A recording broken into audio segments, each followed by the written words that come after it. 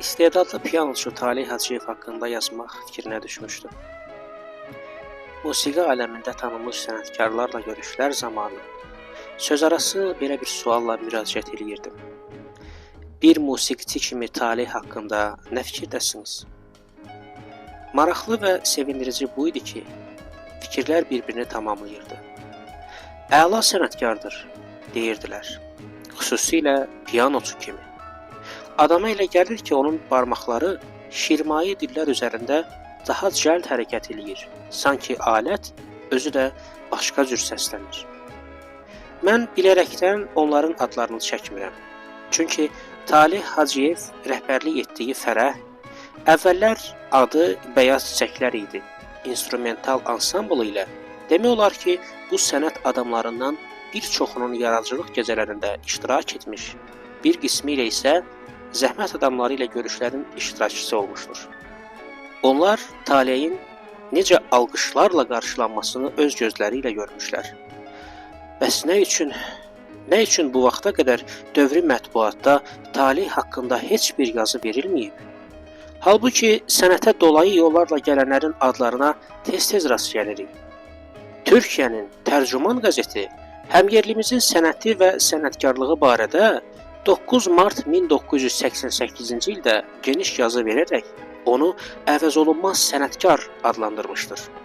Onun belə qəmli dayanma və bir neçə başqa mahnısını türk müğənniləri neçə illərdir ki, sonsuz həvəslə oxuyurlar. Görkəmli rus sənətşünası Serovun sözlərini qeyd etmək yerinə düşərdi.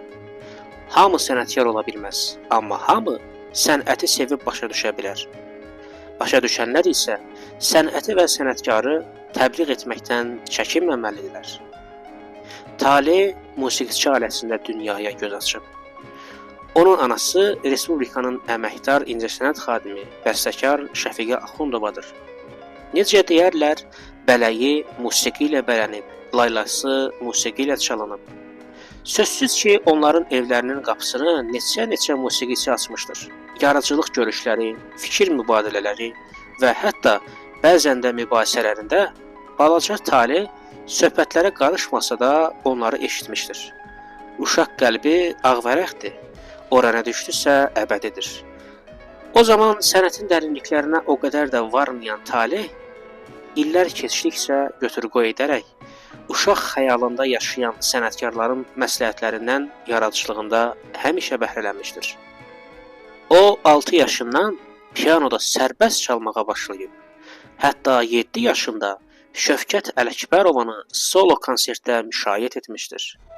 3 il 190 nömrəli ümumi təhsil və 6 nömrəli uşaq musiqi məktəbində oxuyan Talehin istedadını duyan müəllimləri Validə xanım, yəni Şövkət Ələkbərovanın qızı və bəstəkar Rəşid Şəfəq anasına məsləhət görürlər ki, onu Bülbül adına orta ixtisas musiqi məktəbində köçürsün.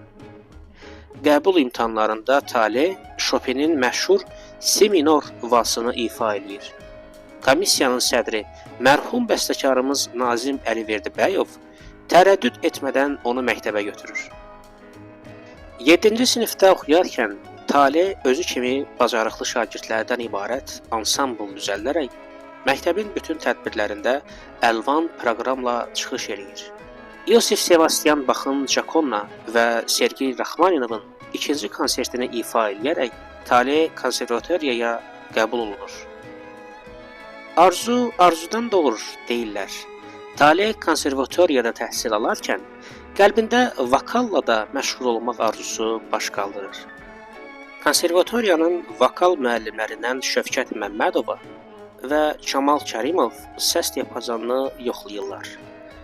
Belə qərara gəlirlər ki, vokalla məşğul olmaq üçün Talihdə hər cür texniki imkan var. Onlar Talihə belə bir sual verirlər.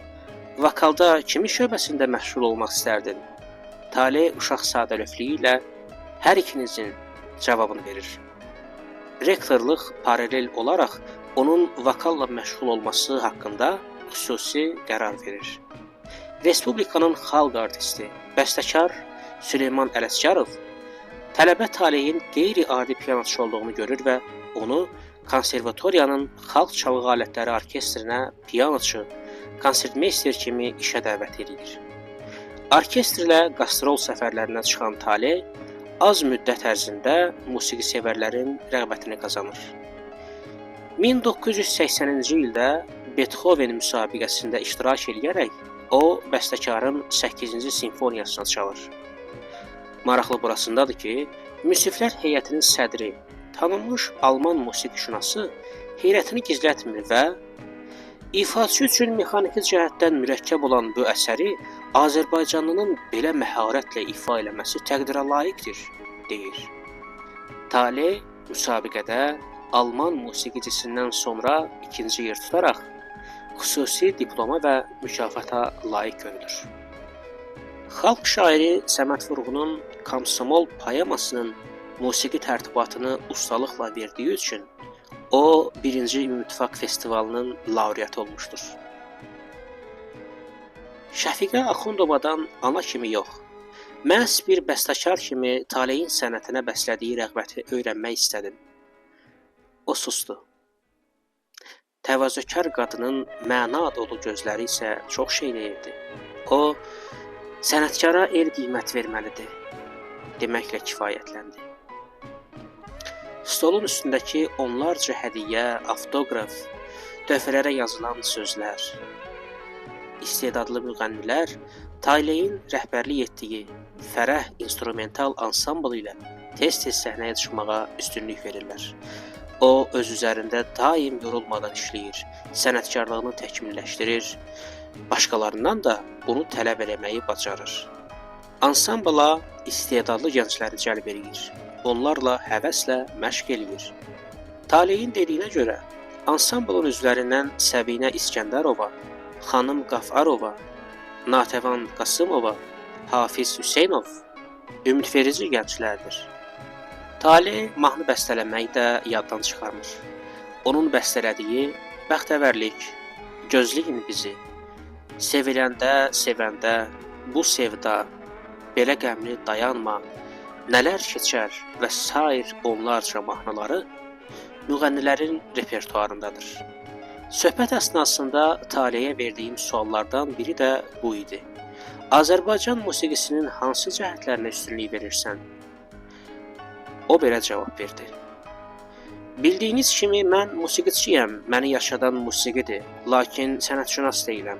Ancaq bunu deyə bilərəm ki, son zamanlar milli musiqimizin geniş nüfuz qazanması həmkarlarım kimi məni də sevindirir. Çünki xalq yaradıcılığının tükənməz ilham verici çeşməsindən su içən sənət ölməzdir. Talih Hacıyevlə görüş zamanı hiss elədim ki, hər konsert, çıxış, ümumiyyətlə tamaşaçı ilə görüş onun üçün sevincli, fərəhdir, toy bayramdır. Musiqiçi hər bir konserti dinləyici üçün də tükənməz zövq mənbəyinə çevirməyə çalışır. Buna nail olmaq üçün isə var qüvvə ilə yorulmadan çalışır.